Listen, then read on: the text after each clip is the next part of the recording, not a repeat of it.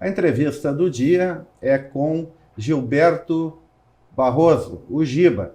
Ele é criador da empresa De Criança para Criança, uma empresa que ganhou prêmios na Finlândia por ser inovadora na área de educação. E ele está passando por Gramado, participando de um evento, e a gente trouxe aqui para o programa.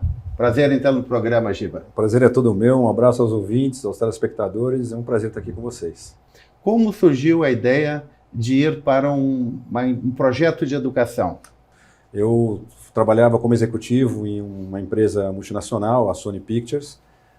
Tinha saído do segmento e ia fazer um ano sabático.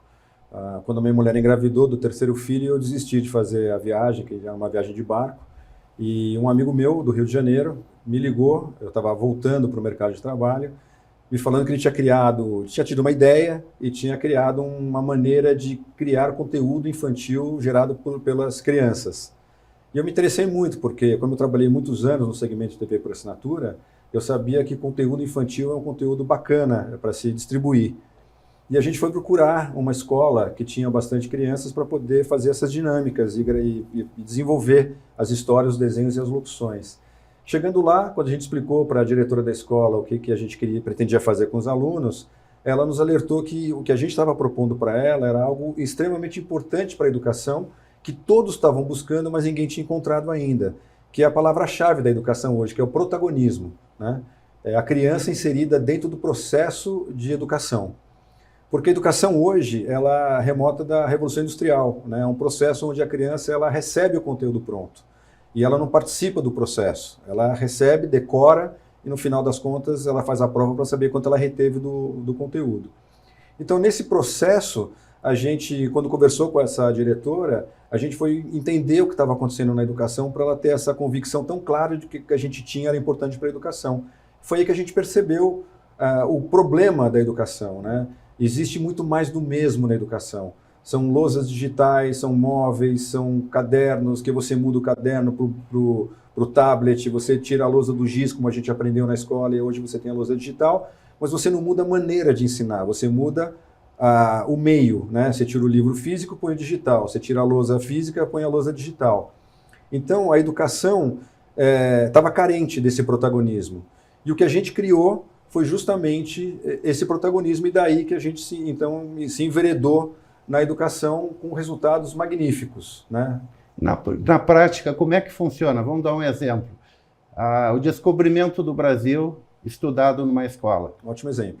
Imagina que hoje na escola, para falar sobre o descobrimento do Brasil, o aluno chega na sala de aula, o professor pede para eles abrirem o livro na página X, e aí começa, o Joãozinho lê, a Maria lê, e eles vão botando as dúvidas na lousa, o professor tira a dúvida, depois eles fazem a lição de casa, depois estudam para fazer uma prova para saber quanto eles conseguiram reter daquele conteúdo, né? A grande diferença para a gente é que ao invés da gente o aluno receber a história pronta, o professor ele passa a ser um mediador, um provocador. Como ele sabe o percurso pedagógico do conhecimento que as crianças têm que percorrer, ele vai preparar a aula dele com questionamentos. Então, sobre o descobrimento do Brasil. O que vocês sabem sobre o descobrimento do Brasil? Eu sei que foi o Pedro Álvares Cabral. Para onde ele foi? Ele foi para o Japão. Não foi para o Japão. Qual foi o país que ele foi? Começa a gerar nos alunos o interesse da pesquisa, da discussão, do ouvir o colega, né? E aí, então ele foi para as Índias, pegou uma tempestade, chegou no Brasil, Parará. Então eles contam a história, eles montam a história do descobrimento do Brasil junto com o professor, tutorados pelo professor. Depois de feita a história, eles vão fazer uma lista dos desenhos que compõem aquela história. Então, para essa história, eu tenho... Quem é o personagem principal? Pedro Álvares Cabral. Então, temos que desenhar o Pedro Álvares Cabral. Do que ele foi? Foi de caravela. Temos que desenhar a caravela, o mar, a praia, o índio, a floresta, o céu, o mar, o sol. Então, gerado uma lista de desenhos, os alunos fazem os desenhos. Depois de ter feito a história e os desenhos, você faz a narração, os alunos fazem a narração daquela história que eles criaram, né? Então, esse processo de criação de história, de desenhos e de locução, ele tem uma importância muito relevante na educação. Segundo William Glasser, que é um psiquiatra americano que passou a vida dele inteira estudando qual é a melhor maneira de se ensinar um ser humano, ele conseguiu traduzir em percentuais, de acordo com cada modalidade, quanto que o indivíduo consegue adquirir de conhecimento. Então, se você lê um livro, você consegue reter 10% daquilo que você lê. Se você lê um livro e ouve o livro, ou lê em voz alta, você vai para 20%. Se você lê o livro em voz alta e tem imagens sobre o texto que você está lendo, a retenção do conteúdo vai para 30% a 35%. Que esse é mais ou menos o que a gente consegue enxergar dentro das escolas em termos de rendimento. Agora, quando o aluno cria, desenha e narra, a retenção vai para 85%. Por quê? Foi criado por ele, saiu dele, então ele não esquece mais. Então essa metodologia, ela realmente traz um conhecimento muito maior e a retenção do conhecimento muito maior. Por esse projeto, vocês ganharam um prêmio na Finlândia. Concorreram com quantos outros projetos na Interessante pergunta também, porque a gente recebeu alguns prêmios. Os mais importantes foram na Finlândia. O primeiro prêmio que a gente recebeu, nós concorremos com 4.500 empresas de tecnologia e educação do mundo, e nós ganhamos. O segundo foi feito através do Banco Mundial, também baseado na Finlândia.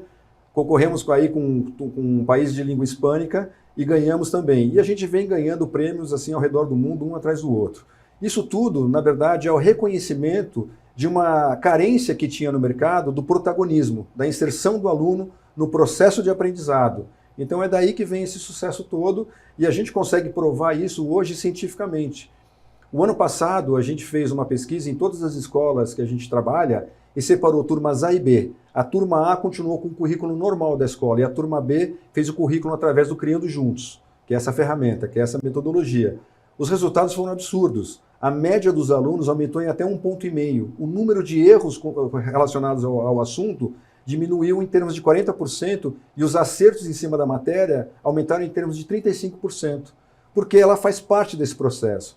E tem uma outra coisa que é muito importante ser falada, que apesar delas criarem a história, os desenhos e a locução, esse processo gera nos alunos a discussão, perder o medo de errar, ou você aprender a ouvir o colega. Quando você faz a narração, aquele que é tímido, ele perde a timidez e começa a conseguir postar a sua voz, que são exatamente ferramentas emocionais que vão servir para esse indivíduo na vida adulta.